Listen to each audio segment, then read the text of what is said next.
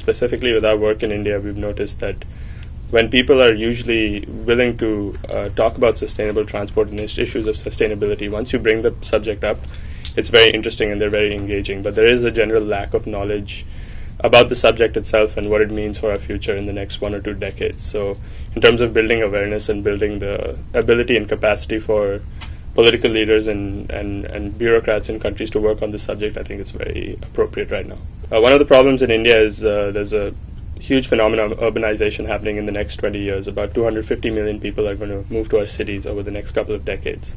So all cities in India are facing a really big challenge of how do they incorporate or how do they institute patterns of mobility and systems of mobility in their cities that are safe, affordable, and good for the environment as well.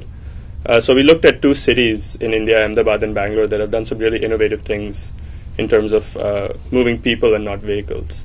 One of the key messages I gave at the case study was how do we start thinking about low carbon in urban mobility? And one of the frameworks that's become really useful is this framework that we like to call avoid, shift, and improve, which refers to avoiding the need for motorized travel in the first place by having urban development of a form that's mixed use and compact, shifting modes from more carbon intensive and less efficient modes like private vehicles to public transport, and finally improving urban mobility technology, which is improving the technology of vehicles and the technology of fuels.